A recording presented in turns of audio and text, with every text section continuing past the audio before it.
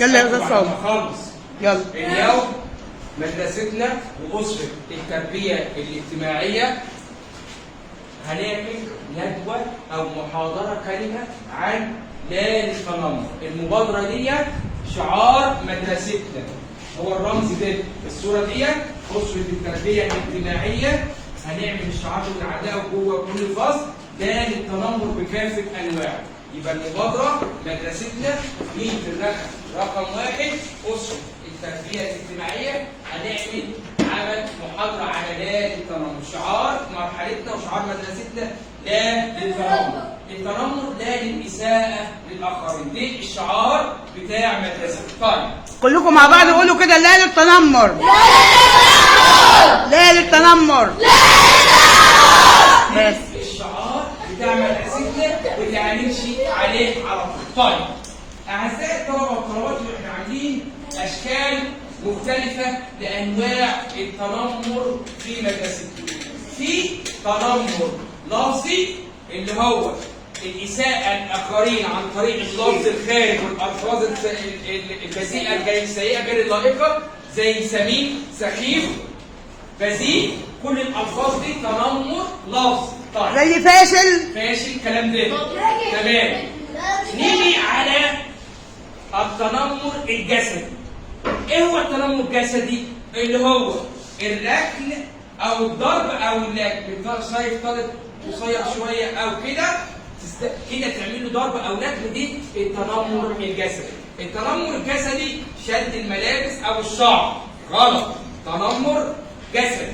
الضرب او لكن دي غلط، تنمر ايه؟ جسدي. تمام كده. السخريه واطلاق اسماء مثيره للضحك. اهو شوف الطالب زعلان، عامل الناس كما ان تحب ان تعامل نفسك. انت ما تحبش حد يسيء ليك، برضك نفس الشخصيه الطالب عايز كده. تمام كده. تخريب ممتلكات الطفل، تفتح شنطته كسر حاجته حاجه، كسر حاجته وحاجات. تمام يا حبيبي. تمام كده. التمييز العرقي تمام. اي حد يختلف معاك في اللون البشر او الدين او العرق ما تميزوش، ما تنمرش عليه، يبقى التمييز العرقي. محاولة التحرش بالطفل برضه دي نوع من انواع التنمر. تمام. في علاقة وثيقة بين التنمر ولائحة الانضباط 150. في قواعد عليها بتعمل لائحة الانضباط ايه عليه، اللي هي مرتبطة بها. فالمتنمر سواء اللفظ او جسدي بياخد ايه؟ العقاب والثواب من لائحة الانضباط. يبقى لائحة الانضباط عام. يبقى احنا وصلنا يا جماعة ليه؟ اللي هو التنمر اللفظي في الالفاظ، التنمر برافو عليك، التنمر الجسدي، التنمر لا في تنمر حاجه ثانيه بقى مشهوره، التنمر الالكتروني. يسيء استعمال الاجهزه الالكترونيه. ازاي؟ نشر صور بدون العلم. صاحبك عامل صفحه بتاعته تقوم ايه عامل له مشاركه بصور مخله غلط، او تسيء له اللفظ على التواصل الاجتماعي. هو نوع من التنمر الاجتماعي. برافو عليك. التنمر الالكتروني ده خطير جدا. في نوع اخر من التنمر يا ولاد، التنمر الاجتماعي. ازاي؟ انا عملت مسرحي او غير عملت ولا حاجه، لا ما تاخدش ده، مش هيعرف يكتب يا استاذ، لا ما تاخدش ده، مش هيعرف يرسم، مش هيعرف يتكلم. دي تنمر اجتماعي بتعمل له حاجه اسمها انفصام في الشخصيه. يبقى تاني معايا كده، التنمر اللفظي ايه؟ التنمر ايه؟ اللفظي. التنمر الجسدي. التنمر ايه؟ الجسدي. التنمر برافو عليك. التنمر ايه؟ التنمر الاجتماعي. التنمر ايه؟ الاجتماعي. الإفصاح عن أي نشاط اجتماعي. طالعين رحلة لا ما تكونش دي أستاذ. يا هيعمل هيسوي، مش هيعرف يدفع، مش هيعرف يعمل، انت بتدمر عليه وبتعمل له. شوف الشخص المتنمر شخص حزين ازاي؟ انت ما تحبش تكون بالمنظر ده. شوف المنظر حزين. طيب انت ممكن تتعرض لده في اي لحظه، خلاص؟ يبقى التنمر اللفظي او شخص.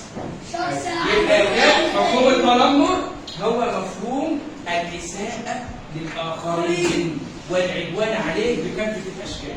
أنواع التنمر عرفنا. طيب النصائح بقى.